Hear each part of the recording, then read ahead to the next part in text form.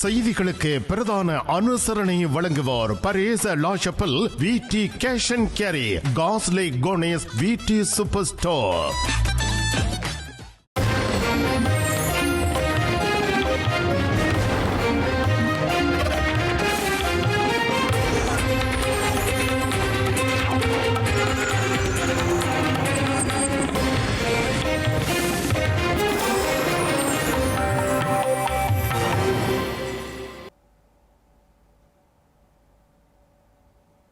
வணக்கம். இது ஐபிசி தமிழின் பிரதான செய்திகள். முதலில் தலைப்புச் செய்திகள். ஸ்ரீலங்கா நாடாளுமன்றில் அர்ஜுனாவை மையப்படுத்தி மீண்டும் குழப்ப நிலை.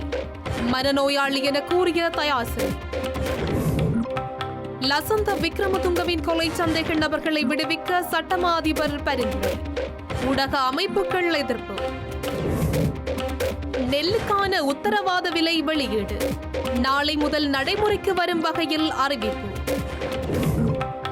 ஈரோடு கிழக்கு இடைத்தேர்தலில் ஆர்வத்துடன் வாக்களித்த மக்கள்.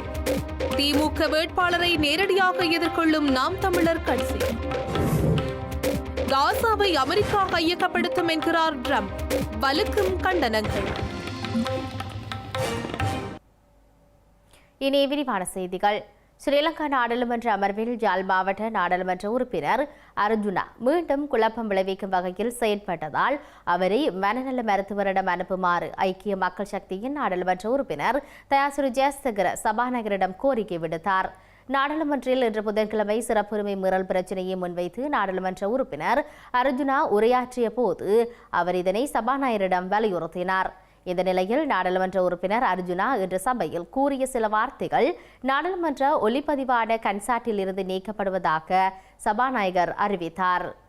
ஸ்ரீலங்கா நாடாளுமன்ற உறுப்பினருக்கான அடையாள அட்டை தனக்கு 2 மாதங்களாக வழங்கப்படவில்லை என நாடாளுமன்ற உறுப்பினர் அர்ஜுனா ராமநாதன் கடுமையாக சாடியுள்ளார். நாடாளுமன்ற நிர்வாகத்தினரின் பொறுப்பற்ற செயல் குறித்து தான் வெட்கமடைவதாகவும் அவர் தெரிவித்தார். இதன்போது குறுக்கிட்ட சபாநாயகர் நாடாளுமன்ற அடையாள அட்டை ஏற்கனவே வழங்கப்பட்டுவிட்டதாகவும் அதனை அவர் பெற்றுக்கொள்ளவில்லை என்றும் தெரிவித்தார். தான் அனுராதபுரத்தில் வைத்து இடைமறிக்கப்பட்ட பின்னர் தனக்கும் காவல்துறையினருக்கும் இடையில் நடைபெற்ற உரையாடலை காவல்துறையினர் பதிவு செய்து அதனை ஊடகங்களில் வெளியிட்டதாகவும் காவல்துறையினரின் இந்த செயல் வெட்கப்பட வேண்டிய ஒன்று என்றும் அவர் இதன்போது குறிப்பிட்டுள்ளார். தான் ஒரு நாடாளுமன்ற உறுப்பினர் என்ற காரணத்தால் இவ்வாறு காவல்துறையினர் பதிவு செய்து ஊடகங்களில் வெளியிட்டுள்ளதாகவும் அவர் இதன்போது கூறினார். இதனால் நாடாளுமன்றம் மற்றும் சபாநாயகர் உள்ளிட்டோர் இது தொடர்பில் வெட்கப்பட வேண்டும் என்றும் சபையில் மீண்டும் மீண்டும் அவர் தெரிவித்தார். இதையடுத்து குறுக்கிட்ட நாடாளுமன்ற உறுப்பினர் தயாசிரி ஜெயசேகர அர்ஜுனாவின் செயற்பாடுகள் தொடர்பில் பிரச்சினை உள்ளதாகவும் சபாநாயகரை நோக்கி வெட்கம் என்று தகாத வார்த்தைகளை பிரயோகிப்பதாகவும் தெரிவித்தார். அத்துடன் சிறுபான்மை இனத்தவர்களுக்கு எதிரான விடயம் என அர்ஜுனா தெரிவிப்பதாகவும் சிங்களம் தமிழ் முஸ்லிம் என்ற வேறுபாடுகள் இல்லை என்றும் அவர் தெரிவித்தார். இவ்வாறான கருத்துக்களுக்கும் செயற்பாடுகளுக்கும் சபையில் இடமளிக்க வேண்டாம் என்றும் இவருக்கு தலையில் பிரச்சனை உள்ளதென்றும் தயாஸ்ரீ ஜெயசேகர தெரிவித்தார். இவர் மனநலம் பாதிக்கப்பட்டவர் என்றும் இவரை மனநல மருத்துவரிடம் அனுப்புமாறும் வலியுறுத்தினார். இந்த நிலையில் சிறப்புரிமை மீறல் பிரச்சனையை முன்வைப்பதற்கு தனக்கு ஒதுக்கப்பட்ட நேரத்தில் மனநிலை பாதிக்கப்பட்ட தயாஸ்ரீ ஜெயசேகரவும் பிமல் ரத்நாயக்கவும் முரண்பட்டு கொண்டதாகவும் தனது பிரச்சினை பற்றி பேசப்படவில்லை என்றும் நாடாளுமன்ற உறுப்பினர் அர்ஜுனா ராமநாதன் தெரிவித்தார். இதனால் தான் எங்கு சென்று பேசுவது என்று அவர் சபையில் கேள்வி எழுப்பியுள்ளார். இந்த நிலையில் நாடாளுமன்ற உறுப்பினர் அர்ஜுனா இன்று சபையில் கூறிய சில வார்த்தைகள் ஹன்சாட்டில் இருந்து நீக்கப்படுவதாக சபாநாயகர் அறிவித்தார். நாட்டில் சட்டம் அனைவருக்கும் பொதுவானது என்றும் எனவே அது சாதாரண மனிதர் என்றாலும் நாடாளுமன்ற உறுப்பினராக இருந்தாலும் சட்ட ரீதியான நடவடிக்கைகள் உரியவாறு பின்பற்றப்படும் என்றும் அதில் பாகுபாடு இல்லை என்றும் அவர் கூறியுள்ளார். த சண்டே லீடர் பத்திரிகையின் ஆசிரியர் லசந்த விக்ரமதுங்கவின் கொலை சந்தேக நபர்களாக பெயரிடப்பட்டிருந்த ஸ்ரீலங்கா ராணுவ புலனாய்வு அதிகாரி மற்றும் முன்னாள் காவல்துறை அதிகாரிகள் உட்பட 3 பேரை விடுதலை செய்யுமாறு ஸ்ரீலங்கா சட்டமா அதிபர் குற்றப்புலனாய்வு துறைக்கு ஆலோசனை வழங்கியுள்ளார். சட்டமா அதிபரின் குறித்த செயற்பாட்டுக்கு எதிராக இளம் பத்திரிகையாளர்கள் சங்கம் ஆர்ப்பாட்டம் நடத்தவுள்ளது. சண்டே லீடர் பத்திரிகையின் முன்னாள் ஆசிரியர் லசந்த விக்ரமதுங்க படுகொலை விவகாரத்தில் சாட்சியங்களை அளித்தமை மாற்றியமை தொடர்பில் கைது செய்யப்பட்டு கடந்த 5 மாதங்களாக விளக்கமறியலில் வைக்கப்பட்டிருந்த மூவர் பின்னர் பிணையில் விடுவிக்கப்பட்டனர். முன்னாள் பிரதி காவல்துறை மா அதிபர் பிரசன்ன நாணயக்கார, காவல்துறை பரிசோதகர் திஸ்ஸ சுகந்தபால, ராணுவ புலனாய்வு பிரிவின் சார்ஜன் மேஜர் உதலாகம ஆகியோரை முற்றாக வழக்கிலிருந்து விடுவிக்குமாறு குற்ற புலனாய்வு பிரிவு தலைவருக்கு சட்டமா அதிபர் பரிந்த ரணசிங்கவினால் அனுப்பப்பட்ட கடிதத்தில் ஆலோசனை வழங்கியுள்ளார். 3 சந்தேக நபர்களுக்கு எதிராக சட்ட நடவடிக்கை எடுக்க அரசு தரப்பு விரும்பவில்லை என்றும் சட்டமா அதிபர் கூறியுள்ளார். இந்த நிலையில் லசந்த விக்ரமதுங்கவின் படுகொலை சந்தேக நபர்கள் மூவரை விடுதலை செய்வதற்கு சட்டமா அதிபர் ஆலோசனை வழங்கியுள்ளமைக்கு எதிர்ப்பு தெரிவித்து நாளை கொழும்பில் ஆர்ப்பாட்டம் ஒன்று இடம்பெறவுள்ளது. நாளை வியாழக்கிழமை இளம் பத்திரிகையாளர்கள் சங்கம் சட்டமா அதிபர் அலுவலகத்திற்கு முன்னால் ஆர்ப்பாட்டம் ஒன்றை ஏற்பாடு செய்துள்ளது. சட்டமா அதிபர் பதவி விலக வேண்டும், லசந்த விக்ரமதுங்க படுகொலை சந்தேக நபர்களை விடுதலை செய்வதன் பின்னால் உள்ள காரணங்களை பகிரங்கப்படுத்தப்பட வேண்டும் போன்ற கோரிக்கைகளை முன்வைத்து இந்த ஆர்ப்பாட்டத்தினை முன்னெடுக்க உள்ளதாக தெரிவித்துள்ள இளம் பத்திரிகையாளர்கள் சங்கம் நீதி கோரும் அனைவரையும் இந்த ஆர்ப்பாட்டத்தில் கலந்து கொண்டு ஆதரவை வழங்குமாறு கோரியுள்ளது. ஸ்ரீலங்காவிற்கான இந்திய உயர்ஸ்தானிகர் சந்தோஷ் யாவுக்கு முன்னாள் ஜனாதிபதி மஹிந்த ராஜபக்ஷவுக்கும் இடையில் சந்திப்பு ஒன்று இடம்பெற்றுள்ளது. இந்த சந்திப்பு கொழும்பு விஜயராம வீதியில் உள்ள மஹிந்த ராஜபக்ஷவின் இல்லத்தில் இன்று இடம்பெறவுள்ளது. இதன்போது சமகால அரசியல் விடயங்கள் தொடர்பில் கலந்துரையாடப்பட்டுள்ளன. இந்த சந்திப்பில் பொதுஜன பெரமுனவின் பொதுச் செயலாளர் சாகர காரியவசமும் இணைந்து கொண்டமை குறிப்பிடத்தக்கது. இலங்கையில் அரிசி தட்டுப்பாடு ஏற்பட்டுள்ள நிலையில் நெல்லுக்கான உத்தரவாத விலையை ஸ்ரீலங்கா அரசாங்கம் அதிகாரப்பூர்வமாக அறிவித்துள்ளது. நாளை முதல் நடைமுறைக்கு வரும் வகையில் குறித்த அறிவிப்பு வெளியாகியுள்ளது. இலங்கையின் பல பகுதிகளில் உள்ள விவசாயிகள் மற்றும் விவசாய அமைப்புகள் தற்போதைய நெல் கொள்முதல் விலைகள் குறித்து விசனம் தெரிவித்து வரும் பின்னணியில் அரசாங்கம் நெல்லுக்கான உத்தரவாத விலையை இன்று அறிவித்துள்ளது. அதற்கமைய நாடு நெல் கிலோ ஒன்றிற்கு 120 ரூபாவிற்கும், சம்பா நெல் கிலோ ஒன்றுக்கு 125 ரூபாவிற்கும், கீரி சம்பா நெல் கிலோ ஒன்றுக்கு 332 ரூபாவிற்கும் விவசாயிகளிடமிருந்து கொள்வனவு செய்யப்படும் என ஸ்ரீலங்கா விவசாய அமைச்சர் கேடி லால்காந்த தெரிவித்துள்ளார். அரிசியின் விலையும் விவசாயிகளின் உற்பத்தி செலவுகளையும் கருத்தில் கொண்டு இந்த முடிவு எடுக்கப்பட்டுள்ளதாக அமைச்சர் தெரிவித்துள்ளார். விவசாயிகளிடமிருந்து உலர்ந்த நெல்லை மட்டுமே அரசாங்கம் கொள்வனவு செய்யும் என குறிப்பிட்டுள்ளார். அத்துடன் அரிசி சந்தையில் ஸ்திரத்தன்மையை பேணுவதுடன் விவசாயிகளுக்கு நியாயமான விலையை உறுதிப்படுத்தும் நோக்கில் இந்த தீர்மானம் எடுக்கப்பட்டதாக அவர் குறிப்பிட்டுள்ளார். இலங்கையில் கடந்த மாதங்களில் பெய்த மழையுடனான காலநிலையினால் விளைச்சல் குறைவடைந்துள்ளதுடன் நெல்லுக்கான நிர்ணய விலை கிடைக்காமையினால் பல சவால்களுக்கு முகம் கொடுத்து வருவதாக திருகோணமலை தம்பலகாமம் பிரதேச விவசாயிகள் கவலை தெரிவிக்கின்றனர். குறித்த பகுதியில் சுமார் 400 ஏக்கருக்கு மேற்பட்ட நிலங்களில் நெற்செய்கை மேற்கொள்ளப்பட்ட போதிலும் நெல்லுக்கான நிர்ணய விலை கிடைக்காமையினால் தாம் பாதிக்கப்பட்டுள்ளதாக அவர்கள் சுட்டிக்காட்டியுள்ளனர். பெரும்பாலும் வேளாண்மை இப்போ செஞ்சு வெட்டுப்பட்டு இருந்துச்சு.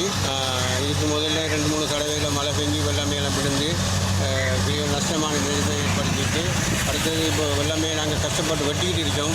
மிஷின் கூலி வந்து கூடுதலாக எடுக்கிறாங்க. போனது ஒரு 12,000 போனோம், இப்போ 15,000 போகுது. கொஞ்சம் வெட்டி எடுத்தாலும் அந்த நெல்லுக்குரிய உரிய ஒழுங்கான நிர்ணய விலை இல்லாமல் இருக்கிறதால தனியார் தாக்கல் நெல் கொள்வனை செய்கிறாங்க. ஒழுங்கான விலையை சொல்கிறாங்க. இல்லை அந்த மாதிரி எல்லாரும் சேர்த்துக்கிட்டு விலையை குறைச்சி எடுக்கிறாங்க. அதனால் விவசாயிகளுக்கு சரியான பாரிய நஷ்டத்தை ஏற்படுத்துது. ஆனால் அரசாங்கம் இதுக்குரிய உண்மையான நிர்ணய விலை தீர்மானித்து விவசாயிகளுக்கு ஒரு நன்மையான ஒரு விஷயத்தை செய்யணும். நெல்லுக்கு கொஞ்சம் விலை கூட்டணும். இதால் விவசாயிகள் நன்மை அடைவாங்க. மட்டக்களப்பு கோட்டை கல்லாறு கடற்கரையில் பயன்பாடின்றி காணப்படுகின்ற கடற்தொழிலாளர்கள் தங்குமிடத்தையும் எரிபொருள் நிலையத்தையும் உடனடியாக புனரமைத்து தருமாறு கடற்தொழிலாளர்கள் ஸ்ரீலங்கா அரசாங்கத்திடம் வேண்டுகோள் விடுத்துள்ளனர். எரிபொருள் நிரப்பு நிலையத்தின் உதிரி பாகங்கள் களவாடப்பட்டும் ஏனையவை துருப்பிடித்து காணப்படும் நிலையிலேயே கடற்தொழிலாளர்கள் இவ்வாறு கோரிக்கையினை முன்வைத்துள்ளனர். மட்டக்களப்பு கோட்டைக்கல்லாறு கடற்கரையில் கடந்த 2012ஆம் ஆண்டு அமைக்கப்பட்ட கடற்றொழிலாளர்கள் தங்குவதற்குரிய கட்டடமும் எரிபொருள் நிரப்பு நிலையமும் இன்று வரையில் கவனிப்பாரற்று தூர்ந்து போய் அங்கிருந்த பொருட்களும் உதிரி பாகங்களும் காணாமல் போயுள்ள நிலையில் காணப்படுவதாக அந்த பகுதி கடற்றொழிலாளர்கள் கவலை வெளியிட்டுள்ளனர். சுமார் 20 மில்லியன் ரூபாய் பெறுமதியில் இந்த அபிவிருத்தி திட்டம் அப்போது முன்னெடுக்கப்பட்டிருந்ததாகவும், ஆகவே மக்களின் சொத்துக்கள் இனிமேலும் கள்வர்களால் சூறையாடப்படுவதற்கு இடமளிக்காமல் கடற்றொழிலாளர்கள் தங்கும் இடத்தையும் எரிபொருள் நிரப்பு நிலையத்தையும் புனரமைத்து தருமாறும் அவர்கள் கோரிக்கை விடுத்துள்ளனர்.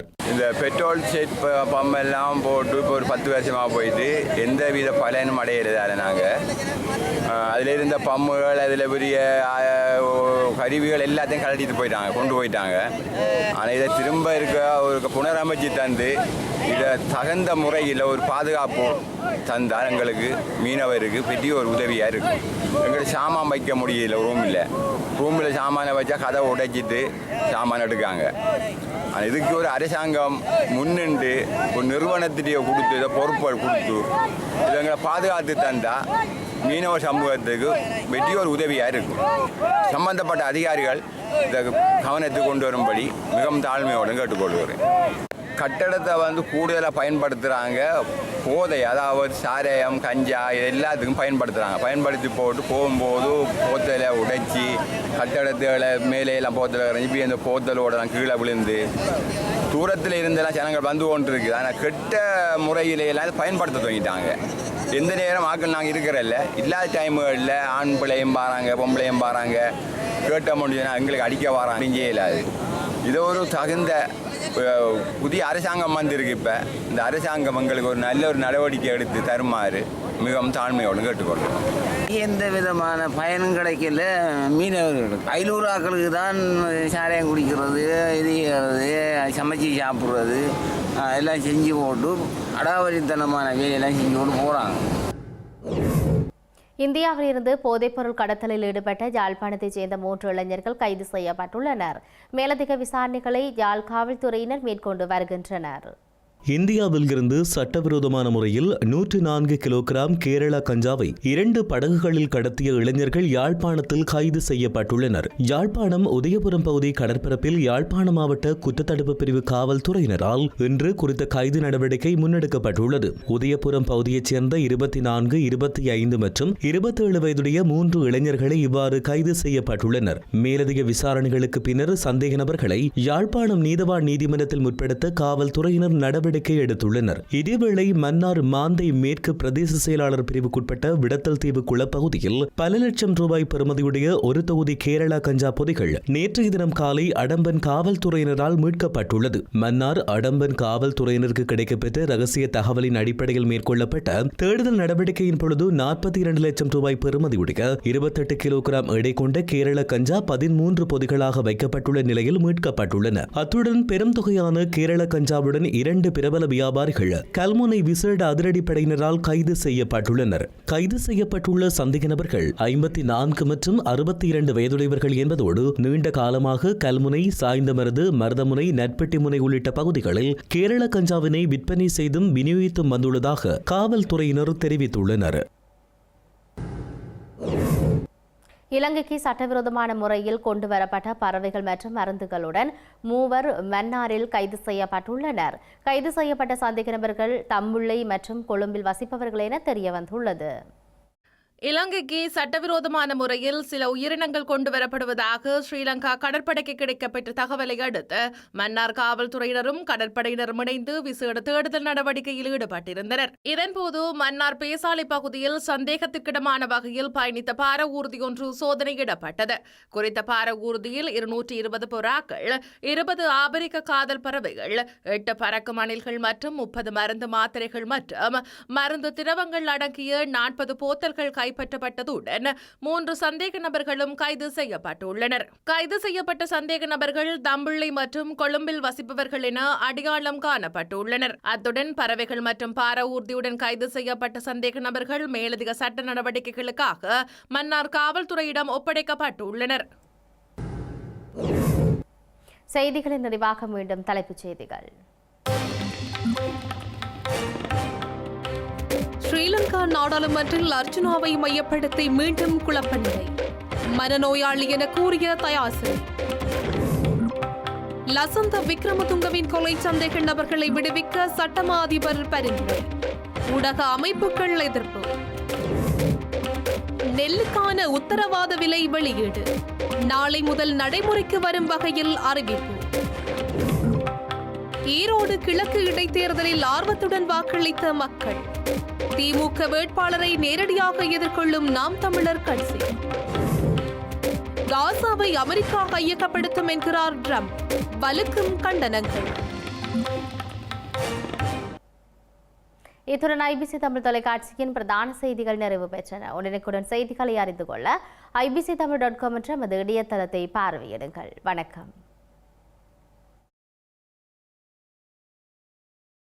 இல்லத்தரசிகள் எப்பொழுதும் உச்சரிக்கும் பெயர்கள் விடி கேஷ் அண்ட் கேரி, விடி சூப்பர் ஸ்டோர். இல்லங்கள் தோறும் சுவையான உணவு வகைகள் தயாரிக்க தேவையான அனைத்து பொருட்களும் ஓரிடத்தில் ஒரே நேரத்தில் தெரிவு செய்யலாம். சமையல் அறைக்கு தேவையான சமையல் பாத்திரங்கள், கிரைண்டர், மிக்சர், மரக்கறி வகைகள், கடல் உணவுகள், அரிசி முதல் அத்தனை தானிய வகைகளும் மலிவு விலைகளில் கிடைக்கின்றன. விஜயம் செய்யுங்கள். VT cash and carry 11-15 rue Cail Paris 10 La Chapelle. VT super store, காஸ்லே cornice.